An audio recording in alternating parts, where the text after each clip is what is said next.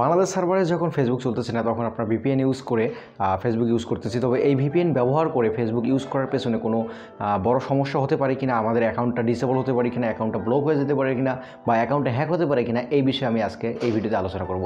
So hello viewers, welcome to BD tips pro. BD tips pro এর আরও একটি নতুন ভিডিওতে আপনাদের সকলকে ওয়েলকাম জানাচ্ছি। আমি স্বপন রায়, আশা করি সকলে ভালো আছেন।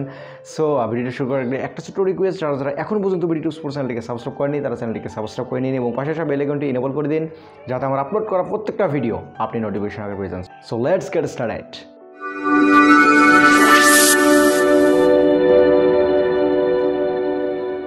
সো বর্তমানে কিন্তু ফেসবুকে প্রবলেম চলতেছে, বাংলাদেশের সার্ভার দিয়ে আমরা ফেসবুকে ব্রাউজ করতে পারতেছি না। তো যারা এর আগের ভিডিওটি দেখেননি বা এখনও এই সমস্যাটা ফেস করতেছেন তারা এর আগের ভিডিওটা দেখতে পারেন। এর আগের ভিডিওটা দেখলে আপনি এই সমস্যাটার সমাধান পাবেন এবং আপনারা বাংলাদেশ থেকেই খুব সুন্দরভাবে ফেসবুক চালাতে পারবেন। তো এখন আমি আজকে বলবো, এর আগের ভিডিওতে ভিপিএন সম্পর্কে আমি বলেছিলাম যে ভিপিএন কানেক্ট করে আপনারা ফেসবুক চালাবেন। ভিপিএন অর্থাৎ ভার্চুয়াল প্রাইভেট নেটওয়ার্ক। তো এই ভিপিএন কাজ করে এইভাবে যে আপনার বাংলাদেশের যে আইপিটা আছে, সার্ভারটা আছে, এটাকে চেঞ্জ করে সে অন্য দেশের আইপিটাকে কানেক্ট করে।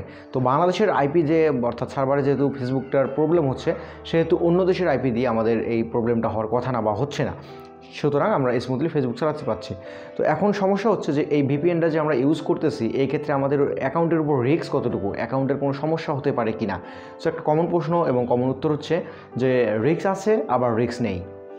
তো কখন রিস্ক থাকবে এবং কখন রিস্ক থাকবে না, সেই জিনিসটা এখন আমি আপনাদেরকে এক্সপ্লেন করি, বা কীভাবে আপনি ভিপিএনটা ব্যবহার করবেন, কীভাবে কানেক্ট করলে আপনার সমস্যাটার সমাধান হবে বা সমস্যা থাকবে না, সেই বিষয়টা এখন আমি আপনাদেরকে বলবো। সো প্রথমত আমি আপনাকে বলি যে কী ধরনের সমস্যা হতে পারে। আপনার অ্যাকাউন্ট হ্যাক হতে পারে, আপনার অ্যাকাউন্ট ডিসেবল হতে পারে। এখন কোন ক্ষেত্রে অ্যাকাউন্টটা হ্যাক হবে এবং কোন ক্ষেত্রে অ্যাকাউন্টটা ডিসেবল হবে, এই জিনিসটা আমি আপনাদেরকে বলছি।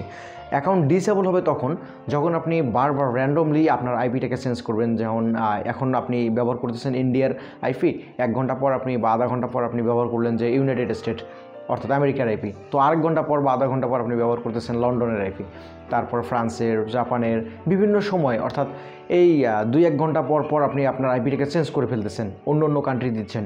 তো এই ক্ষেত্রে আপনার অ্যাকাউন্টটা ডিসেবল হওয়ার সম্ভাবনা থেকে যায় আর কি। তো কেন ডিসেবল হওয়ার সম্ভাবনা থাকে? যখন আপনি এইরকমভাবে আইপিগুলোকে চেঞ্জ করতেছেন, তখন ফেসবুক ডিটেক্ট করে ফেলবে যে আপনি স্প্যাম করার চেষ্টা করতেছেন। এখন এই কান্ট্রি, 2-1 ঘন্টা পর ওই কান্ট্রি। এটা যদি 2-3 দিন পর হয় সেক্ষেত্রে কোনো সমস্যা নেই, কারণ মানুষ ভ্রমণ করতে পারে, সেটা বিষয় আলাদা। কিন্তু আপনি এই 2-1 ঘন্টার মধ্যে এক দেশ থেকে অন্য দেশে কীভাবে ভ্রমণ করবেন? এইভাবে আপনি যদি র্যান্ডমলি আপনার আইপিটাকে চেঞ্জ করতে থাকেন, তাহলে আপনার কিন্তু অ্যাকাউন্টটা ডিসেবল হওয়ার একটু সম্ভাবনা থেকে যায়। তো এইটা থেকে কীভাবে আপনি বাঁচবেন আমি ভিডিও শেষে বলবো, অবশ্যই ভিডিওটা পুরোটা দেখবেন। সো এরপরে অ্যাকাউন্ট হ্যাকের যদি বিষয়ে আসি, অ্যাকাউন্ট হ্যাক হতে পারে কীভাবে?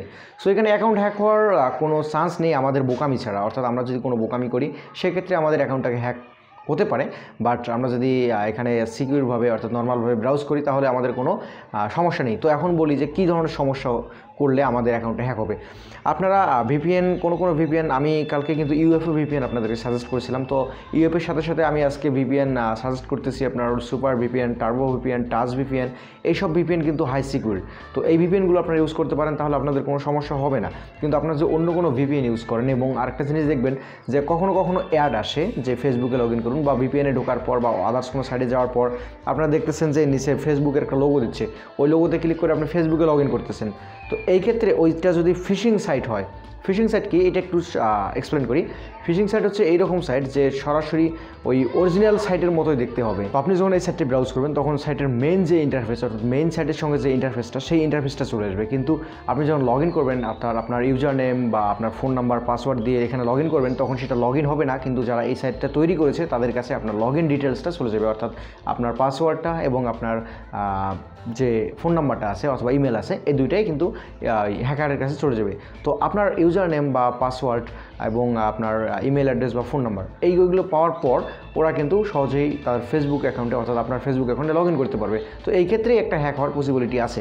তবে সেটা এই ক্ষেত্রে যে আপনি যদি আপনার আননেসেসারি অন্য কোনো অ্যাপস থেকে বা অন্য কোনো লিঙ্ক থেকে আপনি ফেসবুকে ঢুকে ট্রাই করেন। কিন্তু এটা থেকে বাঁচার উপায় হচ্ছে এটা, যে আপনি ভিপিএনটা শুধু কানেক্ট করবেন, তাছাড়া অন্য কোনো কিছুতে ক্লিক করবেন না। ভিপিএন কানেক্ট করলেন, বের হয়ে আসলেন, দেন আপনার ফেসবুক অ্যাপ ব্রাউজ করলেন। তো ভিপিএন কীভাবে কানেক্ট করতে হবে, কীভাবে ডাউনলোড করতে হবে, সেটা যদি আপনি এখনও না দেখে থাকেন তাহলে পূর্বের ভিডিওটা দেখে নিন। আমি ডিসক্রিপশন বক্সে লিঙ্ক দিয়ে থাকবো অথবা আই বাটনে লিঙ্ক দিয়ে রাখবো, আপনি সেখান থেকে দেখে নিতে পারেন। সো এরপরে আপনার অ্যাকাউন্ট ডিসেবলের হাত থেকে আপনি কীভাবে রক্ষা পাবেন সেই বিষয়টা আমি আপনাদেরকে এখন এক্সপ্লেন করতেছি। সো অ্যাকাউন্ট ডিসেবল তখনই হবে যখন র্যান্ডমলি আপনার আইপিগুলো চেঞ্জ হতে থাকবে।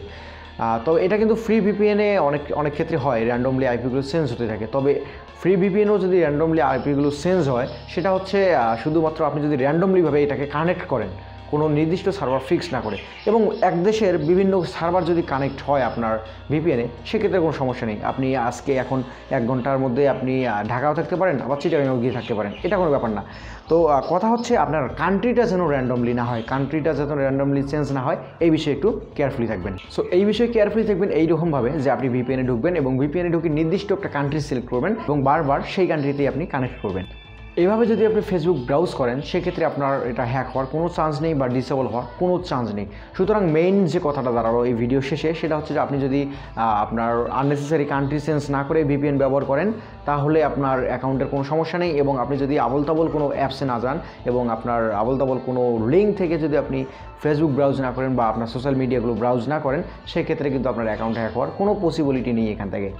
সো ভিউয়ার্স, এই ছিল মূলত আজকের ভিডিও। আশা করি আপনারা বুঝতে পেরেছেন। যদি বুঝতে পারেন তো অবশ্যই একটা লাইক করবেন, একটা কমেন্ট করবেন, আপনার ফ্রেন্ডের সঙ্গে শেয়ার করবেন, অ্যান্ড বিডিটিউস প্রো চ্যানেলটিকে অবশ্যই সাবস্ক্রাইব করবেন। সো নো মোর টুডে, দেখা হচ্ছে পরবর্তী কোনো ভিডিওতে। ততক্ষণ ভালো থাকবেন, সুস্থ থাকবেন, টাটা।